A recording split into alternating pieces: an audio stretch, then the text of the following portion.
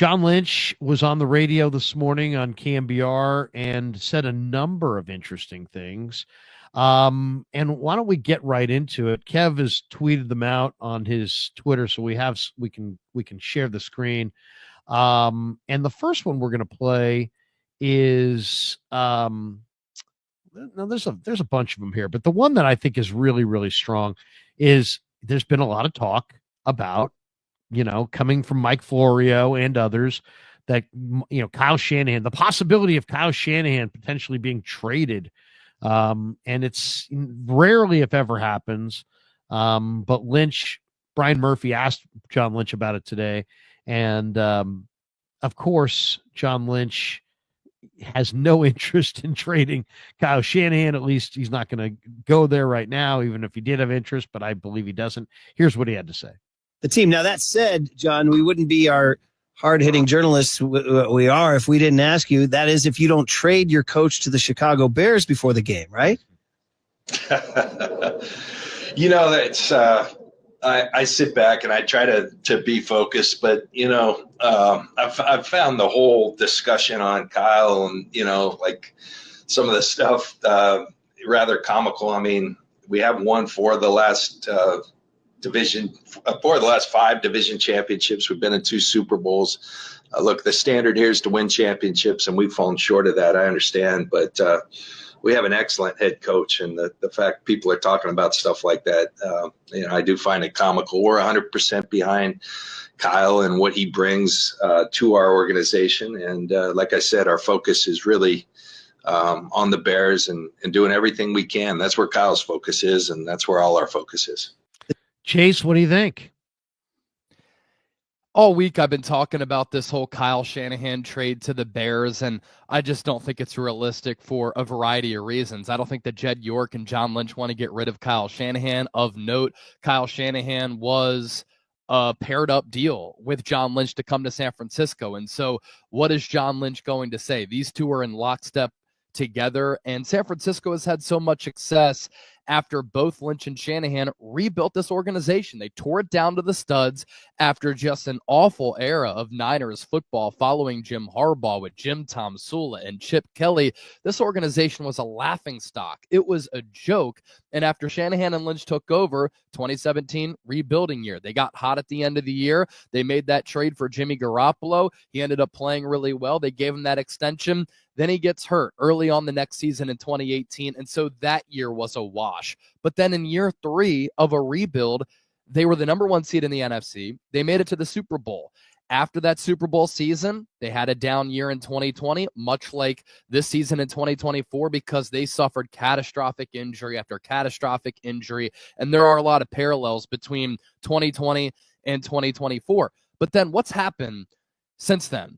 2021, NFC Championship game, overcoming a 3-5 start. That was a hell of a coaching job by Kyle Shanahan. In 2022, they ended the year with 12 straight wins. They made it to the NFC title game. If Brock Purdy doesn't get hurt in Philadelphia on that fateful afternoon, do the Niners make it to the Super Bowl and win that game? It's entirely plausible. What happens last year? Number 1 seed in the NFC, and they were able to make it to the Super Bowl. They're a few plays away from winning it. Now, John Lynch did acknowledge our overall goal as an organization is to win a Lombardi trophy. We've been on that quest for 6 since 1994. We haven't completed that quest. I get it. He gets it. Everybody gets it. But what is the alternative if you move off of Kyle Shanahan? What are you asking for, and who are you bringing in?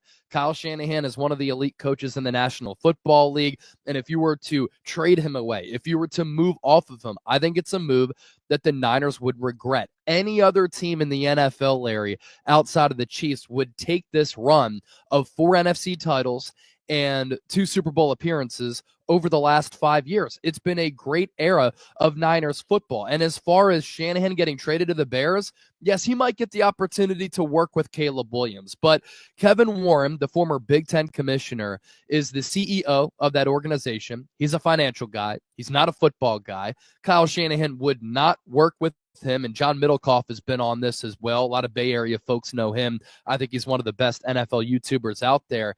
And the McCaskey family, notoriously cheap. And Shanahan wouldn't like working for them either. He wants full autonomy. He doesn't want to answer to anybody. He has a really good gig with San Francisco. And so if the Niners miss the playoffs, which I think we're heading in that direction, you can have a little bit of an organizational reset. The Niners as a team and organization and coaching staff roster can take a collective deep breath. And I think that they can reset for next year and they can be back in championship contention. What is that reset going to look like? You reported earlier this week that Brian Griese, the Niner quarterback coach, is a candidate for the Michigan Wolverine offensive coordinator job. Yep. Why would Griese leave a plum situation with an iconic franchise in Northern California coaching Brock Purdy to go coach college kids in Ann Arbor?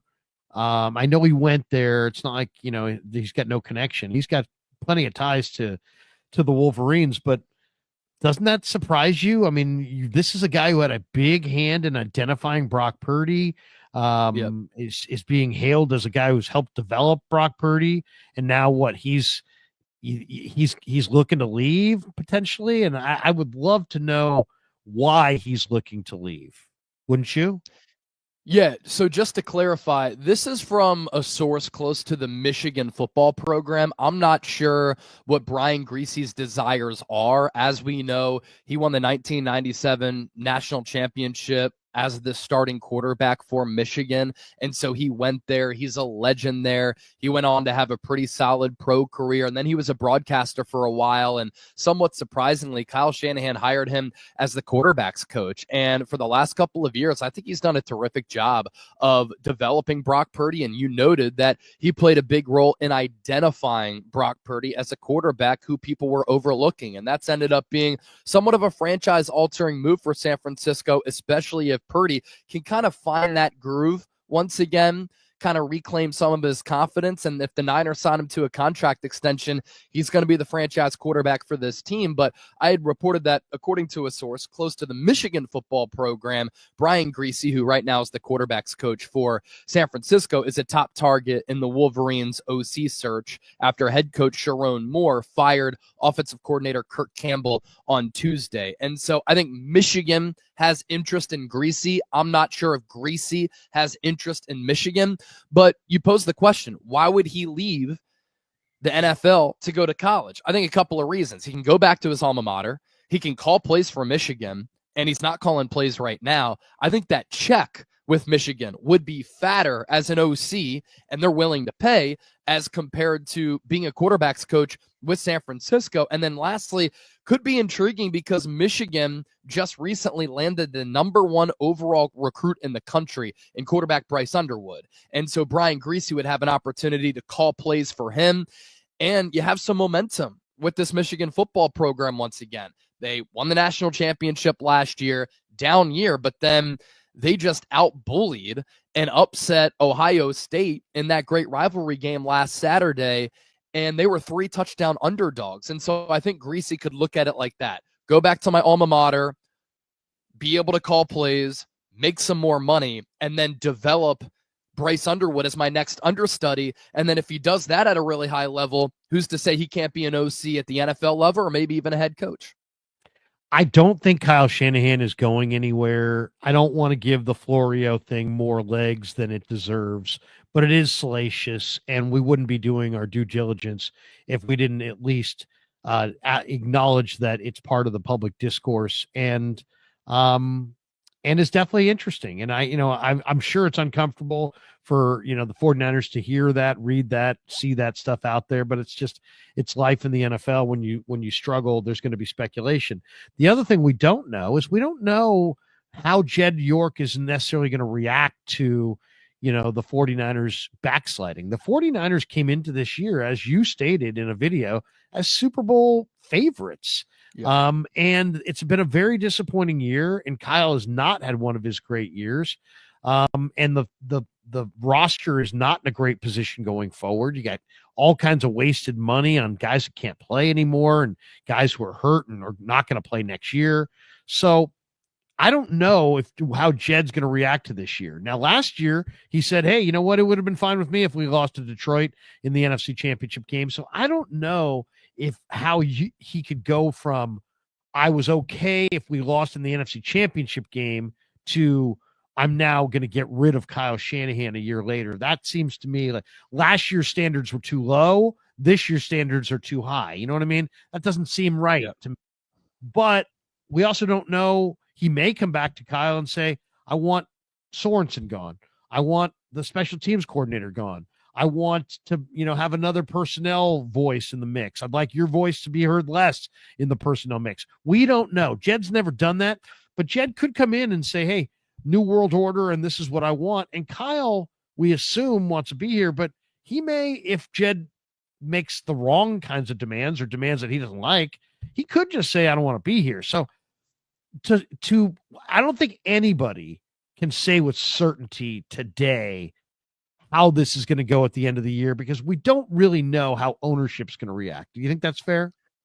I think that's fair, and I think it's impossible to predict how millionaires and billionaires are going to feel when a company, or in this case, a sports organization, doesn't fulfill or reach expectations, and things can unravel. They can get ugly very quickly. I mean, look what happened to the end of the Jim Harbaugh era. With all of the success that he had with San Francisco, it was him and Trent Baalke kind of clashing heads with ownership. And when the Niners were having all of that success, a lot of fans would have been surprised if Jim Harbaugh wouldn't have been there once he was let go at the start of his tenure. Now, with Harbaugh, he does wear players out. He does wear owners out. He does wear programs out. When he was at Michigan, because he goes in there, he wants to do things his way. Like Kyle Shanahan, he's very stubborn. He's very confident. But I just think that Jed York understands, look, we have had so many injuries. We have had so many things go our way. It's pretty wild to me how, like, the third craziest story with this Niners team is Ricky Pearsall getting shot in the chest. You had Charvarius Ward lose his 1-year-old daughter. You had Trent Williams lose twin boys. One was stillborn. The other was lost during pregnancy. And Ricky Pearsall was shot in the chest. And so everything has worked against San Francisco. And we were kind of on this prior to the year. Like, the vibes were a little bit off for this team. You had the Brandon Ayuk contract dilemma, the Trent Williams contract dilemma. You didn't have 2 all-pros as part of your offense. And you're coming off that heartbreaking loss to the Chiefs in the Super Bowl, where there was that dark cloud, ominous feeling around this organization. And then you get to the season, you win against the New York Jets, and you're like, we're back. But then you get punched in the chin against Minnesota, and everything has kind of been downhill since then. And Mike Silver had that article in The Athletic where a coach was quoted as saying, it's one thing after another. Diamador Lenore is saying, all I hear is bad news. Tabor Pepper quoted as saying, there have been a lot of roadblocks for us this year. Kyle Juszczyk saying, it's been very difficult. And so I don't think this is a case of Kyle Shanahan has just lost it. I think he's had a bad coaching year. I just think that everything and a lot of adversity has hit this organization at one time, and this is really, truly what a Super Bowl hangover looks like. And I hope that Jed York doesn't get emotional in a way where millionaires and billionaires can get emotional with their cash flow, and they're like, we got to strip it down. I'm done with this. I don't sense that that's where Jed York is mentally right now. It is interesting. I was going to hit this a little bit later on, but you brought up Mike Silver, so let's hit it right here. 12 games into what one 49er assistant coach described as a season from hell. Okay. I guess another assistant coach said day by day it's been falling apart. Yeah. So it's depressing. That's not necessary. I mean, that's what it looks like. It's what it feels like outside, too, right? That's what it feels like. Yeah. Yeah. I mean, it has been a season from hell. You had Ayuk hold out. They probably should have traded him. Instead, they didn't. They signed him, and then he gets hurt seriously. Now he's out for the rest of this year and probably maybe all of next year, or at least a huge chunk of next year. So that was a gigantic, huge kick to the gut. Then you give CMC an extension only to find out that he's got, a career-altering situation with both Achilles, and now he's got a PCL injury. His future, very much a question mark, and you just extended him.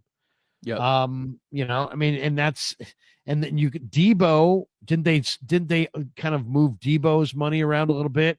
making it more difficult to part ways from him, and he's clearly at the end. And now you've got, it's just a tough situation.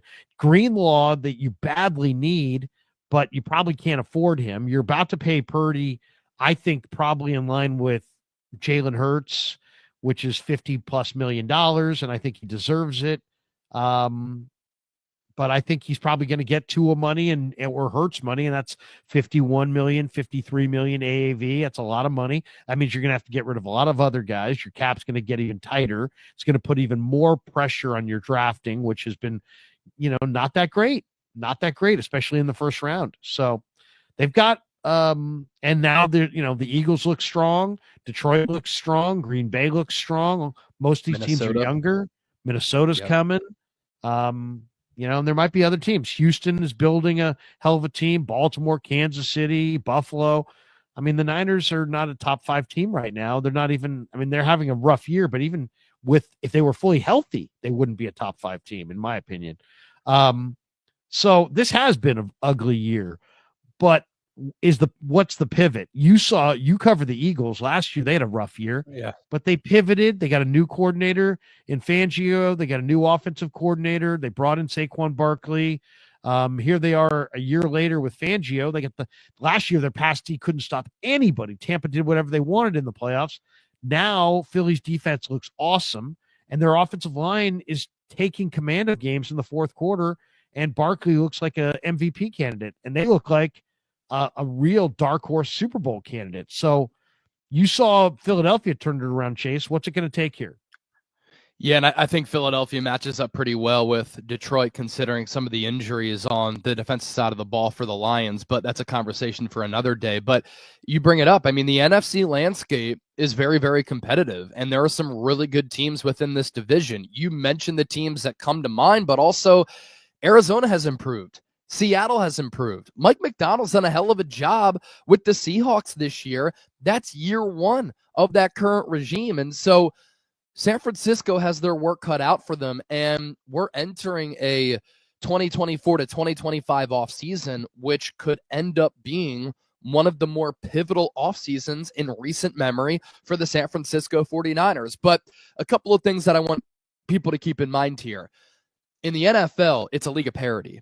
And every single year, there are always almost multiple teams that go from worst to first in the division. You can rebuild very quickly. You can retool very quickly. You can go from the ball bouncing not in your direction one year to the ball bouncing in your direction the following year. Look, if San Francisco won against the Rams in week 3, against the Cardinals in week 5, and against the Seahawks 3 weeks ago, you're looking at an 8-win football team right now. And an 8-win football team is leading the NFC West, and right now San Francisco would be the number 3 seed. And so they've been so close in these games. So don't let the ugliness of this season blind you from the fact that San Francisco has been close this year. And you bring up the Philadelphia Eagles. It's such a great point, and I brought this up on my show a couple of times. The Eagles lost 6 of 7 to end the year last year. People wanted Nick Sirianni fired. They ended up firing both of their coordinators. People were looking at that Eagles core as washed. They couldn't play any longer. Weren't they talking about locker room discontent between Hurts and Kelsey and all kinds of things going on? Sirianni, and they were talking about how Howie Roseman is overrated. But then what do the Eagles do? They bring in 2 new coordinators, Vic Fangio and Kellen Moore. That's connected. They hit on their draft, especially the first 2 picks. Quinyon Mitchell in the first round, Cooper DeJean in the second round. They've literally been 2 of the top corners in football this year. They hit elsewhere in free agency. They repaired some of those differences between Hurts and Sirianni. They repaired and massaged some of the locker room malcontent and disconnect. And right now, they've won 8 games in a row. They're the second hottest team in football behind Detroit. They look like a dark horse Super Bowl contender. Their defense is number 1 in the NFL. After last year, they were arguably dead last. They were not good in a couple of key offensive areas. This year, they've improved on that. And so what it's going to require for San Francisco, taking a step back, having that breath of fresh air, being able to relax a little bit. I think a full off season to get healthy is really going to serve this team well. They're going to have to run it back in the 2025 draft like they did in the 2024 draft when they hit on Renardo Green, they hit on Dominic Pooney, they hit on Isaac Arendo, Malik Mustafa. We'll see about Ricky Pearsall, Jacob Cowing. I do think they have some ability, but this 2025 draft becomes huge. They're going to have to make some emotional and difficult decisions on some existing players on their roster. What do you do with Debo? What do you do with Juszczyk?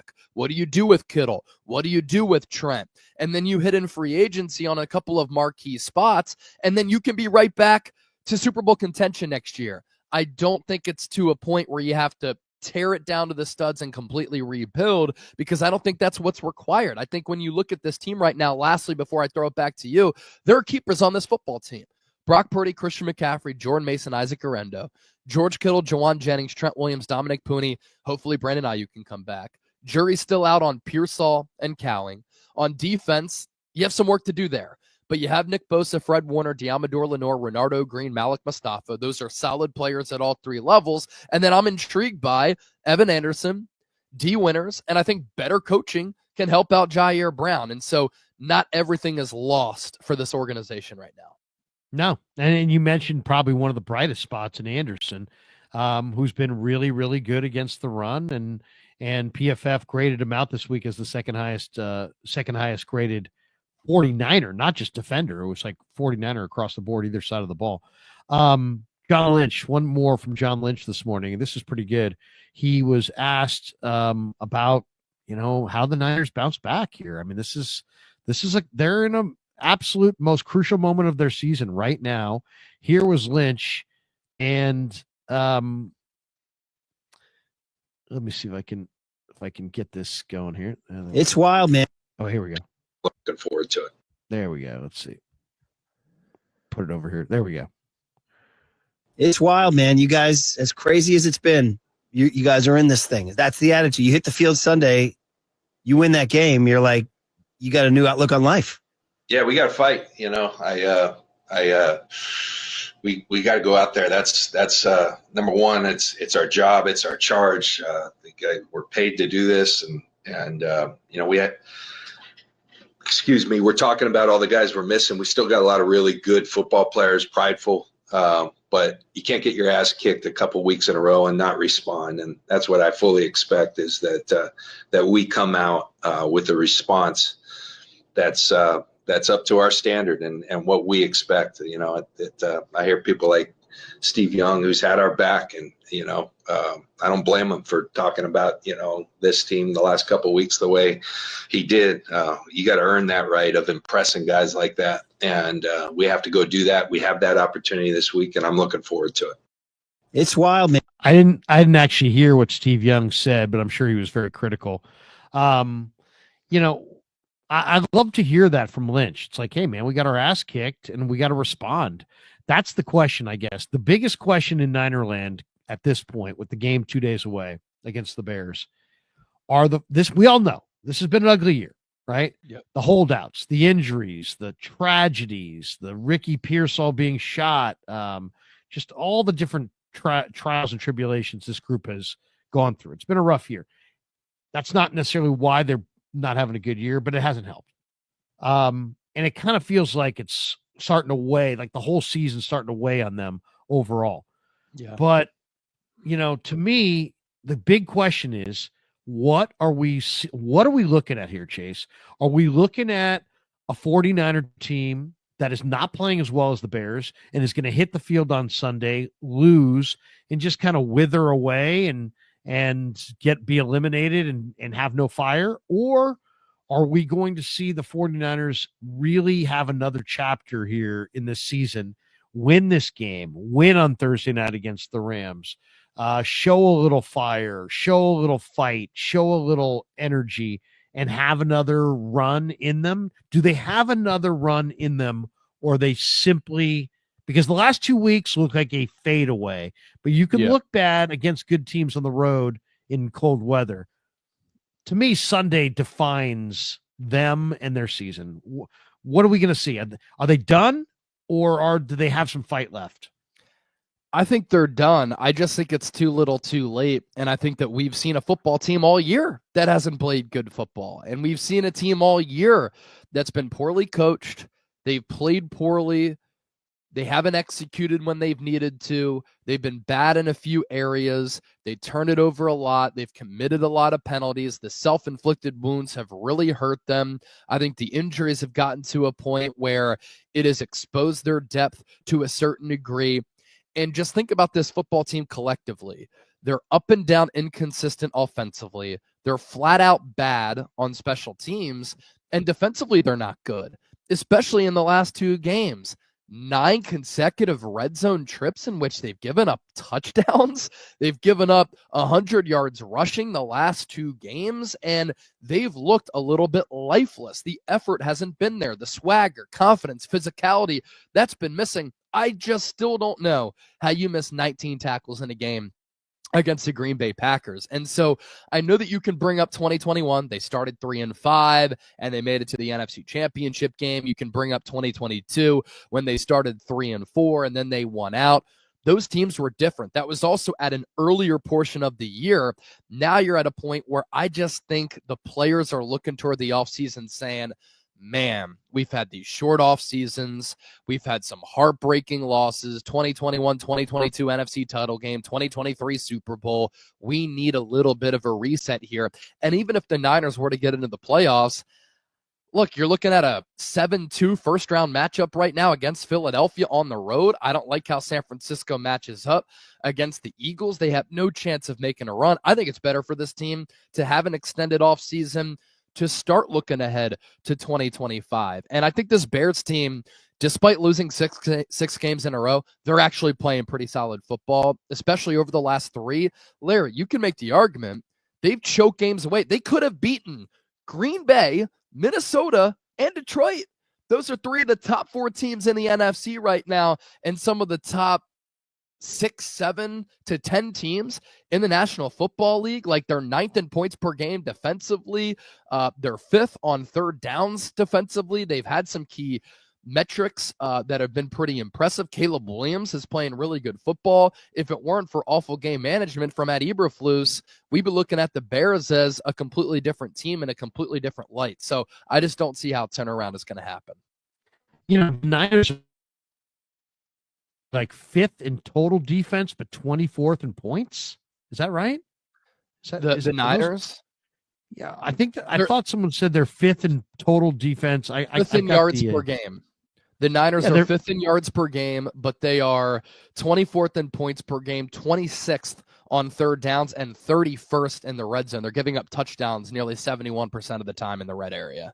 I mean, they're so bad. And when I asked Sorensen about it yesterday, he's like, "We're looking for answers. We're it's like, what? I mean, guys, I mean, this is just so bad. It's the worst situational football team I think I've seen as far as, third down, takeaways, giveaways. I mean, they're just everything. And they're red zone. I mean, they're so bad. They were actually rated higher in yards on both offensive efficiency and defensive efficiency than Buffalo. But when you throw in points, Buffalo had them beat. And it's like, that's why, if you ever wonder what's more important, points or yards, it's points. Points mean a lot more than yards. Yards can be somewhat misleading. Let me throw this out there too, Larry, real quick. Yeah. You watched that Detroit Green Bay game last night. I don't want to hear injuries as an excuse for Nick Sorensen and this Niners defense. The Lions are missing pretty much every single starter. They were running Jamal Adams out there and Ezekiel Turner, who was a special teamer for this team who didn't make the 53-man roster. And in the first half last night, Jordan Love didn't have 50 yards passing, and they held a really good Green Bay offense to 7 points. Now, some people might say, Chase, they gave up 31. Their defensive effort in that first half won them the game. And Aaron Glenn is maximizing no names on that defense. Nick Sorensen should be able to do the same. Good defensive coaches should be able to do the same. That's what quality coaches do. Nick Sorensen, in my opinion, just isn't cut out for the job. Yeah, I mean, let me ask you this. Should the Niners have bent to Vic Fangio and what changes he wanted to make, said goodbye to Chris Kasarik in the wide 9, and given the keys to their defense to Fangio, who had a really good relationship with the Yorks, was here before, and probably would have chosen to. He coached at Stanford. My guess is he probably lives in Northern California. He probably would have chosen the Niners over the Eagles if the Niners actually were giving him an offer. But he's a 3-4 guy. They're in this 4-3 with the wide 9. They wanted to keep Chris. They wanted cohesion. And so they settled on Sorensen because he was in the building and the players liked him and they wouldn't have to trade out their defensive line coach. Did they blow that? Should they have just said, you know what, screw the wide 9 and gone with Fangio? And now that they obviously, you don't think Sorensen should come back. What's the solution? Go for Saleh? I mean, Saleh has worked with Chris. Do you stay with the wide 9? Do you go to somebody else who maybe has a different scheme? What's the best plan on defense in your mind? Yeah, I mean, Saleh is my number one option if you are convinced that you need to run the wide 9. Jim Schwartz also runs the wide 9. I don't think that Kevin Stefanski is going to get fired by the Cleveland Browns, but if he were to, that would open up Jim Schwartz. Obviously, he's one of the top defensive minds. Also, Kyle Shanahan can ask him, Jim, why am I 1-9 against you? Why do you always have my number? What can I do to change and be less predictable? So those are the two names that I would look at. As far as Fangio goes, he's from Pennsylvania. He grew up a Philadelphia sports fan. So after he was let go by Miami and he kind of forced his way out of there because I think he wanted to go to the Eagles. I think that was the plan all along. But could Kyle Shanahan have hired him after D'Amico left? There was some chatter then that he could have brought him back. I don't think you should always be tied to a scheme. I always think that you want the best person for the job.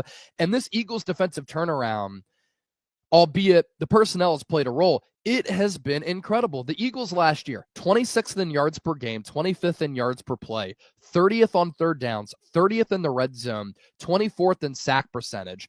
This year, first in yards per game, second in yards per play, second on third downs, fifth in the red zone, seventh scoring percentage. Last year, they were 28th in points per game. This year, they're fourth. During their 8-game winning streak, they're giving up 13 points a game. And so I think that was missed 2 off seasons ago when Shanahan possibly could have had Vic Fangio. Instead, he hired Steve Wilkes. So to answer that, that's that portion. And then the defensive minds that I'd look to bring in, Robert Saleh or Jim Schwartz. Schwartz, I wonder, Schwartz seems like he's a difficult guy to get along with. I wonder if Shanahan and Schwartz would he's stubborn, but so is Shanahan. Yeah, I mean, at this point, I want to play because I thought, well, let me play one more from Kev.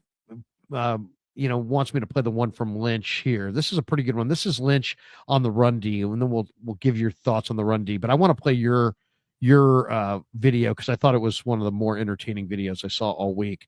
But we'll hit that next. First, we'll hit this one. This is Lynch on the last run. One, kind of X and O's football question before I let you go is the defense. The run. We talked about. You're a Hall of Fame defender. You played safety in the run defense the last 2 weeks, not up to the standards of the last. What would you say to the fans out there, and and to Nick Sorensen about how do you tighten up that run defense?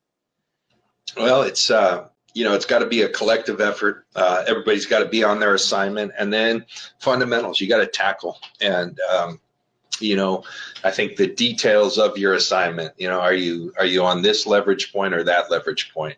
As a defensive player, I always knew where my help was because. But if you do that, you're gonna be a lot better in terms of your tackling, and there's little fundamental things we just haven't been getting done, and there's reasons, there's excuses, but ultimately we got to do it with, and you can't just rely on one guy making a tackle. You got to swarm to the ball and to get there in numbers, and we have to be better there to be successful. The Bears will come out and test it, and if we're going to be successful this week, we're going to have to play that a lot better, and that's our expectation that we will. They're not good against the run. They have been good against the run all year. I just think they need to get some real war daddies inside as far as the defensive tackles. Malik Collins, stopgap. Jordan Elliott, stopgap. Nice guy, but kind of a stopgap. Kalia Davis, one gap penetrator, not very strong against the run. Givens now done for the year with the injuries, but he's not good against the run. They don't really, I mean, outside of Evan Anderson, they don't really have an interior player that's been strong against double teams, combo blocks, and the interior run. To me, any redo of this defense has to start with adding some big pillar point defensive tackles. I agree. And defensive tackle edge, two great needs for this football team, in addition to right tackle. I think those are the three biggest needs for San Francisco as you look ahead to 2025. And really, that lack of depth has been extremely exposed this year. And some people might mention Javon Hargrave. I think that's a player that you have to move on from after this year as part of like a cost-cutting move. It might cost you some money. I haven't looked at the cap implications in 2025, but beyond that, that's something that you could do to kind of free up some cash. I just don't think he's a good scheme fit. He's been disappointing. He's a defensive tackle who can't stop the run, and he wasn't even that good as a pass rusher last year or to start this year. But as you look ahead in the NFL draft, you need to remake that defensive line. You have to build around Nick Bosa. Leonard Floyd had an option for that second year. If you let him go, that's fine. You want to bring back Yetur Gross-Matos as a depth piece, that's cool. But edge rusher, defensive tackle, right tackle, no particular order. Those are my three biggest needs for this football team. You did a great video. I want to show people if they miss this one. We all do a lot of content. Sometimes you hit, sometimes you miss. Sometimes I hit, sometimes I miss. But I think most of your stuff is really, really good. I really enjoyed this one, though. This was from earlier this week. And for people who didn't see this, here's Chase earlier this week, and then you can comment on this.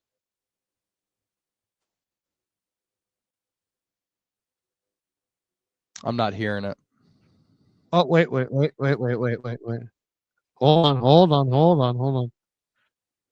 on. There we go. It's coming, people. It's coming. You'd think that I would be able to do this by now, but no, not so much. All right, here we'll do it live. We'll do it live, Bill O'Reilly.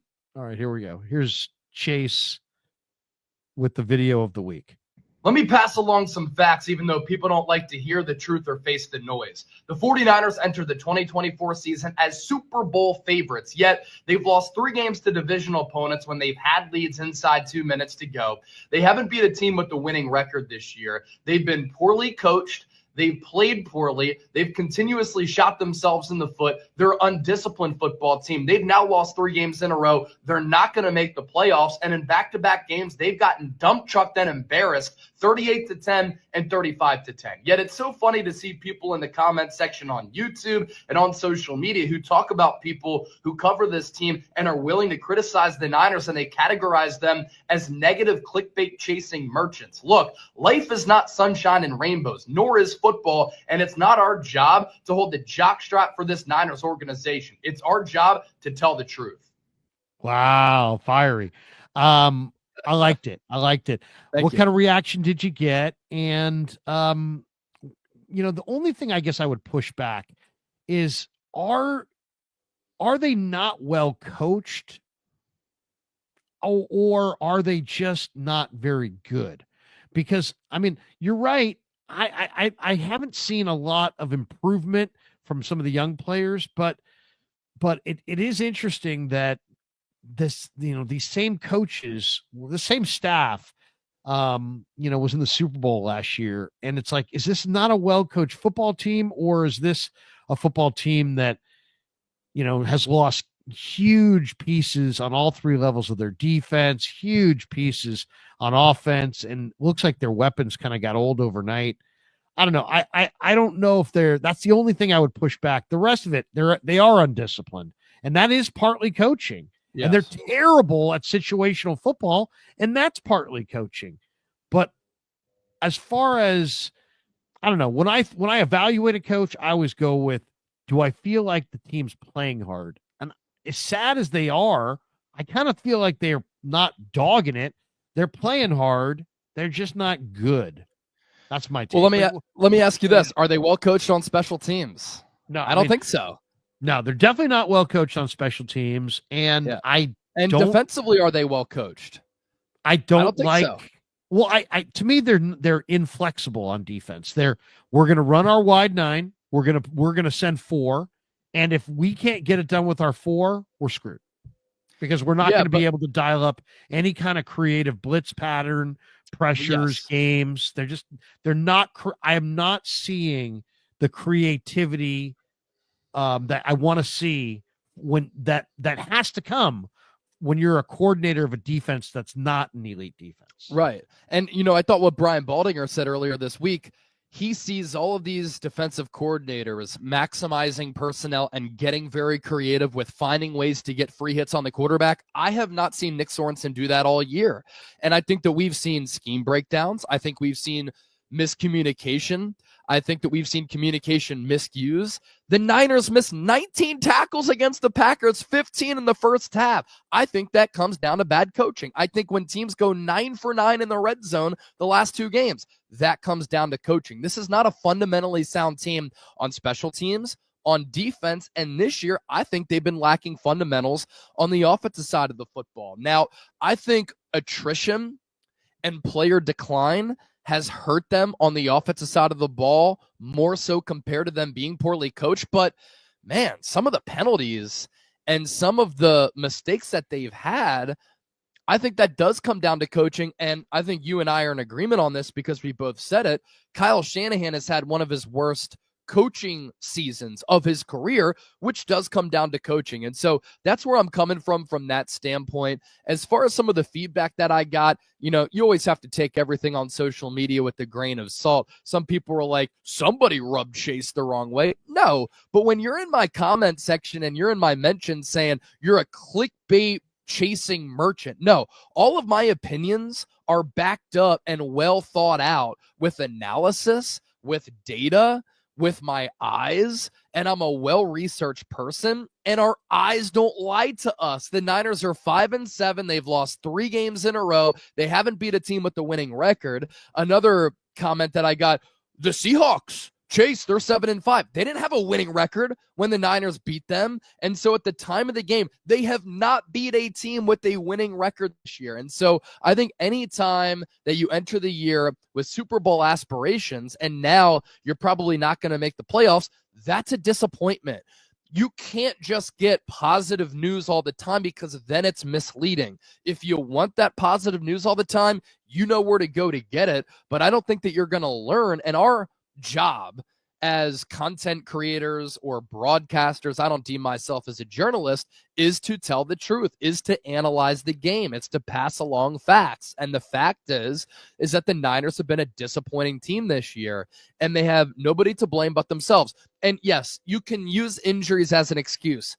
Are the Detroit Lions doing that right now? They've won 11 games in a row. They lost the Defensive Player of the Year in Aiden Hutchinson. They were playing Jamal Adams and Ezekiel Turner against the Green Bay Packers on Thursday night. Yet they're still winning ball games. And so, yeah, injuries do hurt you, but it's not the end-all, be-all.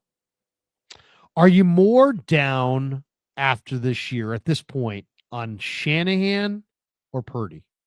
Are you more? Who's had the worst year in your mind between those two? That's a good question. I would say Kyle Shanahan, because we've always talked about Kyle Shanahan as a top 3 to 5 coach. This year, he's not coached like that. And we've always talked about Brock Purdy as like that borderline top 10 quarterback who realistically I think is in that Kirk Cousins, Dak Prescott, Jared Goff, Jalen Hurts type of region as far as quarterbacks go. And I think that's where he is. Now, I think this year we've seen that Brock Purdy probably needs a lot of talent around him. The Niners need to do him some favors and bulk up that offensive line. He's clearly not been the same player with players in and out of the lineup, not having McCaffrey, Debo being hurt and declining, Kyle Juszczyk declining. George Kittle being in and out of the lineup, losing Brandon Ayuk, like losing CMC was huge. Trent Williams in and out of the lineup. And so there's been so much that's happened around Brock Purdy. It'd be hard for any quarterback to have success because timing and having that continuity, I think, is really important in a sport like football where there has to be that cohesion. But I would say Kyle Shanahan on that answer because I think he's mismanaged the running back position and the workload. I think his play calling's been bad in the red zone. His game management has not been good. And I just think he's really struggled as a whole more so than Purdy has this year. if you could ask Kyle and Brock one question today, because we will be speaking to them in a couple hours, what would you want to ask? I mean, the question I was going to ask Kyle was, and I was thinking of one of two. I was thinking, John Lynch says he expects the team to respond after 2 bad losses. I'm like, what? I was going to ask him what the practice week has been like thus far, and what's his message been message to the team this week. And then another one I was thinking is, they're so bad in situational football this year. Yeah. What is the key to practicing situational football and getting better at it? Because, man, whatever it is, they got to do it. Yeah. What would you want to? What would be your Kyle, question for Brock or Kyle?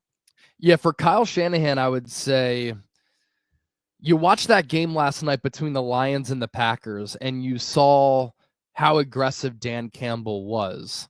He put faith in his football team, going for it on 4th down 5 times. 4 times it worked. It yielded in multiple touchdowns, and Detroit was able to ice the game, going for it in a really risky spot. That sent a message to the Lions players. I believe in you, and I think they reciprocate that with how they play, how they respond, and the overall culture of that organization. What would you have done in that 4th down spot on the final drive of the game? Would you have gone for it to try to ice the game, or would you have kicked the field goal knowing that some of your conservative decisions have led to losses in big games throughout your career? And does that make you reassess weighing the pros and cons of being aggressive as a head coach in the NFL? Because, to be fair, I do think that aggressiveness cost Dan Campbell in the NFC Championship game. No doubt. No doubt it did. What about Brock? What would you want to ask Brock? Because Brock's an interesting guy. Brock will try to give you an answer to your question. You know what I mean? He doesn't dodge often. He usually, tries to give you a sincere answer. So Kyle might answer, might not. Brock almost for assuredly will answer unless it's offensive. Yeah. So for Brock, I would ask, in my opinion, continuity and camaraderie are very important, especially with the way that you play, because 2 of your elite traits are processing and anticipation. How much did not having Brandon Ayuk, Trent Williams, Christian McCaffrey prior to the year, during the year, and then suffering all of these injuries affect some of your strengths as a quarterback as far as timing, anticipation, and processing goes? Yeah, that's good. That's a good one. Yeah.